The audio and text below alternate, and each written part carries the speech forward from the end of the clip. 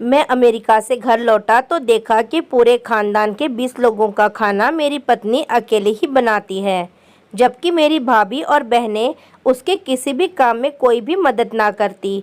सब मिलकर टेबल पर बैठकर खाना खाते और वो बेचारी दूर बैठकर उनके मुंह ताकती रहती। घर का रवैया देखकर मैं बहुत परेशान हो गया। मैं समझ गया था कि मेरी पत्नी इतनी चुप क्यों रहने लगी। एक दिन घर में मेहमान आए हुए थे तो मैंने सबके सामने ही अपनी पत्नी के साथ जो किया उसे देखकर सभी के होश उड़ गए, क्योंकि मुझे आज भी वो दिन याद है जब मैं अपनी शादी के 3 साल बाद हिंदुस्तान वापस आया था। घर का हर शख्स एयरपोर्ट पर मौजूद था, जिसमें मेरी 2 साल की बेटी प्रिया भी थी। मेरी आंखें पूजा को ढूंढ रही थी, लेकिन उसको वहां न पाकर मैं थोड़ा बेचैन सा हो गया। घर वालों से मिलकर प्रिया को गोद में लिया तो वो जोर जोर से रोने लगी। प्रमोद, लाओ, इसे मुझे दे दो। दीदी की आवाज़ आई तो फौरन ही मैंने पूजा का पूछ लिया, दीदी पूजा क्यों नहीं आई मुझे लेने? और फिर इतनी छोटी सी बच्ची को भी भेज दिया। प्रमोद, तुम परेशान मत हो, वो घर पर तुम्हारे लिए खाना बना रही है। वो कौन सा रोज रोज काम करती है? आज सब लोग तुमसे मिलने आए हैं तो इसलिए वो खाना बना रही है। मैं दीदी की बात सुनकर खामोश हो गया। एयरपोर्ट से घर तक लगभग 1 घंटे का सफ़र था। मैं पूरा रास्ता प्रिया से खेलता रहा। अब वो मुझे देखकर हंस रही थी। सब कुछ अच्छा सा लग रहा था, लेकिन दिल उदास था। काश पूजा भी आ जाती। 3 साल हो चुके हैं उसे देखे हुए। क्या खाना ज़्यादा ज़रूरी था, मिलना नहीं? मेरे दिल में कुछ अजीब अजीब से सवाल उठ रहे थे। खैर, घर के दरवाजे पर पहुंचे तो पूजा पहले से ही गाड़ी की आवाज़ सुनकर वहां पहुंच चुकी थी। दूर से देखा तो दिल चाहा जाकर मिल लूं, लेकिन नहीं, बस दूर से ही मुस्कुरा दिया और वो हल्की सी मुस्कुराहट के बाद पानी लेने चली गई। पूरा दिन मेहमानों का आना जाना चलता रहा। घर वाले बहुत खुश थे। मेरे दोस्त भी मिलने आ रहे थे। पूजा किचन से निकल ही नहीं पा रही थी।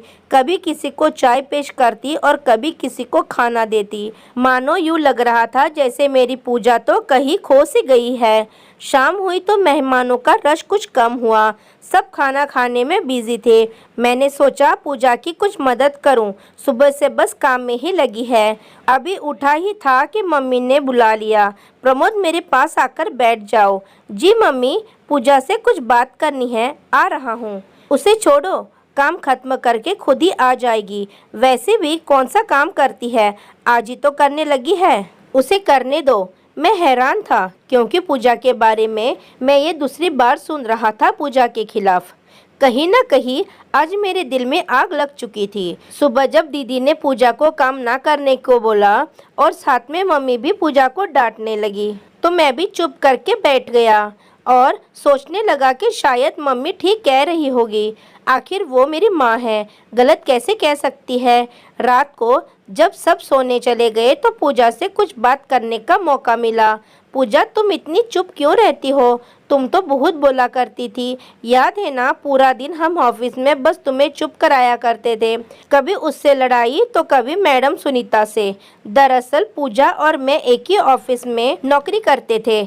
पूजा मुझे पहले दिन से ही पसंद आ गई थी। जब वो पहले दिन नौकरी पर आई थी तो मासूम सी लगती थी, पर बोलने में पूरी तोता थी। हमने 3 साल तक एक साथ जॉब की। फिर मुझे बाहर जाने का मौका मिला तो जॉब छोड़ दी। लेकिन पूजा, मैं आपको कभी नहीं भूला। मैं तुमको अपनाना चाहता था, तभी माँ को राजी किया, जो कि बहुत ही मुश्किल काम था।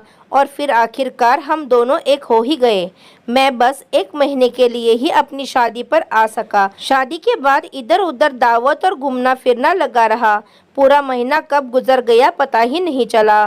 प्रमोद, वो मैं बस पूजा ने अभी इतना ही कहा था कि प्रिया ने रोना शुरू कर दिया। पूजा उसको चुप कराने और सुलाने में लग गई। मेरी आँख कब लगी पता ही नहीं चला। सुबह प्रिया के रोने की आवाज़ से मेरी आँख खुल गई। पूजा, यार प्रिया को देखो, ये क्यों रो रही है? पर प्रिया के ज़्यादा रोने की आवाज़ से आखिर मैं ही उठ गया।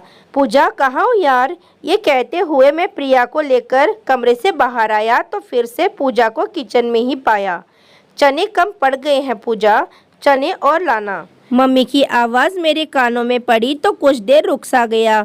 सब लोग खाने की मेज़ पर थे सिवाय पूजा के। मम्मी ने मुझे देखा तो बुला लिया, आ जाओ बेटा, नाश्ता तैयार है, देखो तुम्हारे सब भाई बहन मौजूद है। मैं बोला, मम्मी पूजा कहाँ है, प्रिया को भूख लगी है। तभी दीदी बोली, लाओ प्रिया को मुझे दे दो, तुम फ्रेश हो जाओ, इसे मैं देखती हूँ। आज फिर पूजा किचन में अकेली थी और पूरा खानदान, जिसमें कम से कम 20 लोग तो होंगे, पूजा खाना बनाने में बिजी थी। मम्मी तो कह रही थी कि पूजा कोई काम ही नहीं करती, बस कल ही किया था तो फिर ये क्या था। मैंने कहा, पूजा अपना और मेरा खाना बाहर ले आओ। शायद मेरी बात किसी को भी अच्छी नहीं लगी थी, पर कुछ ऐसा भी था जो मुझे भी अच्छा नहीं लग रहा था। सुबह से दोपहर, दोपहर से शाम तक पूजा का बस एक ही काम था कि वो हर किसी की ख्वाहिश पूरी करने में लगी रहती। मैं समझ चुका था कि पूजा इतनी चुप क्यों रहने लगी है। मेरे घर में आ जाने के बाद पूजा के चेहरे पर फिर से कुछ बदलाव आना शुरू हुआ था। शायद मेरे जाने के बाद सब उस पर हावी हो जाएंगे, तभी वो थोड़ा सहन कर रही थी। वक्त गुजरता रहा, अब वो काम छोड़ भी दिया करती थी या मुझसे कह देती और मैं खुशी से उसकी मदद करने को उठ जाता। आज मम्मी की आवाज़ आई कि पूजा नाश्ता बना दो, नेहा आई है। नेहा मेरी दीदी का नाम था, जिसकी शादी हमारे घर के करीब ही बाबा के दोस्त के लड़के से हुई थी। दीदी तकरीबन रोज़ ही हमारे घर आ जाया करती थी।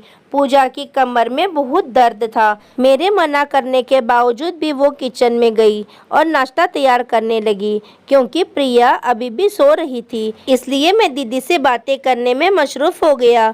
दीदी हम सब बहन भाइयों से बहुत प्यार करती थी और हम सब उसको बहुत पसंद करते थे। प्रमोद प्लीज़ खाना लगवा लो मेरे साथ।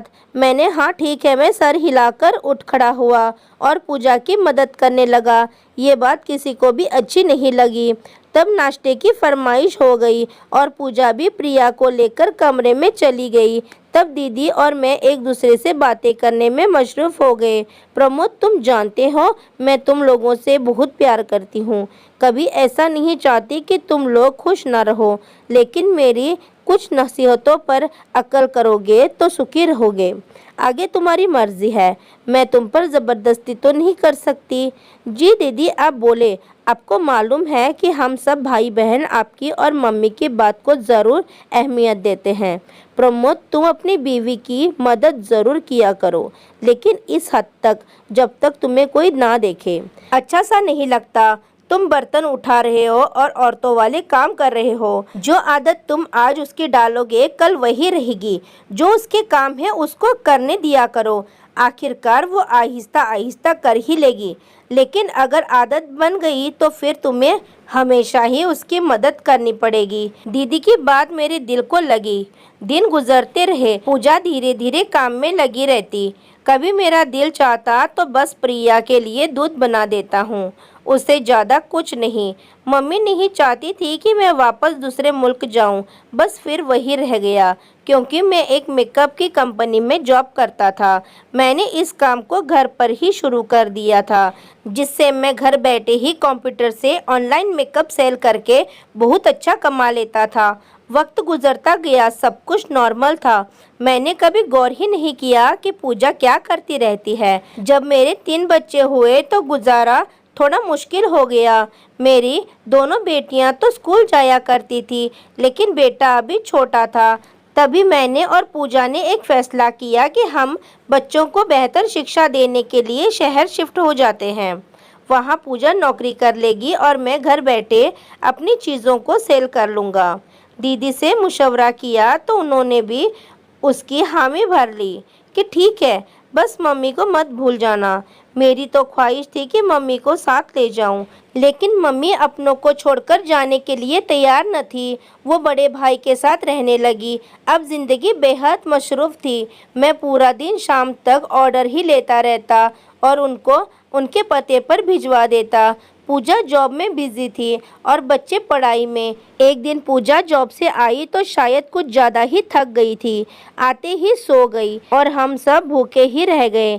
पूजा थोड़ी बीमार रहने लगी थी। अब जब वो जॉब से वापस आती तो पहले की तरह चुस्त और ठीक महसूस ना होती।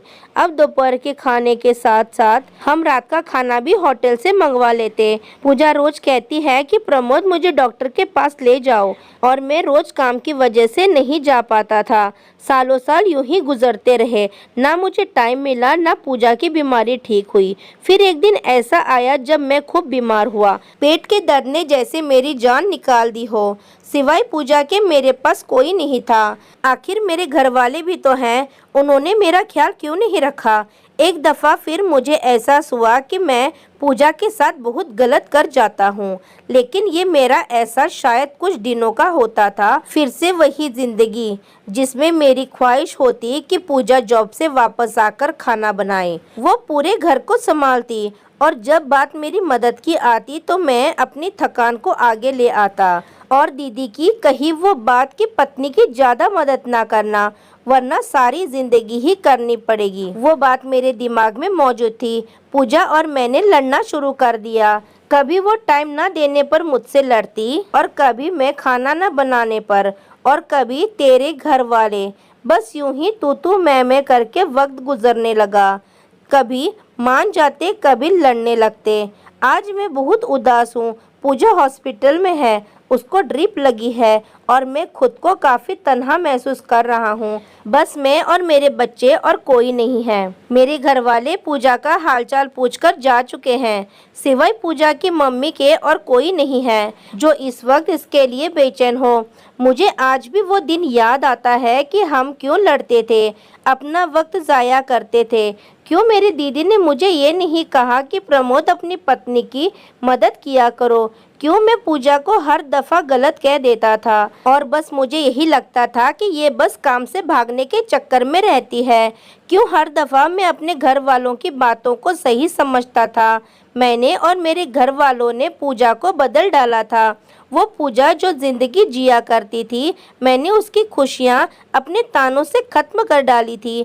मैं उसका ख्याल तो बहुत अच्छे से रखता था, लेकिन सिर्फ पैसों की हद तक। पूजा, तुम वापस आ जाओ, मैं तुम्हारे बिना नहीं जी सकता। तुम मेरी ज़िंदगी की साथी हो, मुझे तुम्हारे साथ की ज़रूरत है। बस ठीक हो जाओ यार। मुझे आज समझ आया कि वो तो खाना भी नहीं बनाती थी, फिर भी क्यों थक जाया करती थी। सिर्फ खाना बनाना घर के कामों में शामिल नहीं होता, और भी बहुत कुछ होता है। आजकल मैं भी खाना बाहर से मंगवाता हूँ, और फिर भी बहुत थक जाता हूँ। पूरा दिन मैं 5 मिनट का आराम नहीं कर सकता। पूजा, तुम सच कहती थी कि प्रमोद दुनिया की नज़रों में सिर्फ मर्द ही क्यों थकते हैं।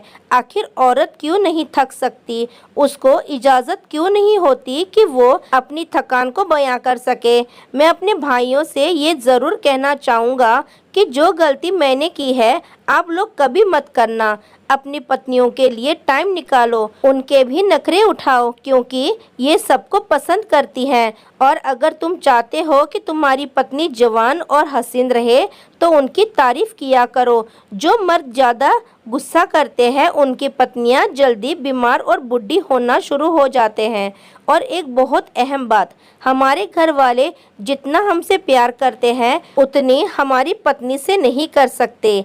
लिहाजा पत्नी आपकी है, ना कि मोहल्ले वालों की, और उनको आपके घर को संभालना होता है।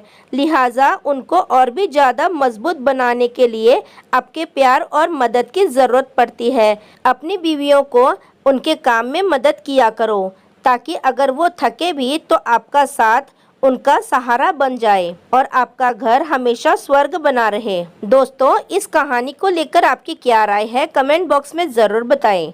और अगर कहानी अच्छी लगी हो तो प्लीज़ लाइक करें, और आपने हमारे चैनल को अभी तक सब्सक्राइब नहीं किया है तो ज़रूर सब्सक्राइब कीजिए।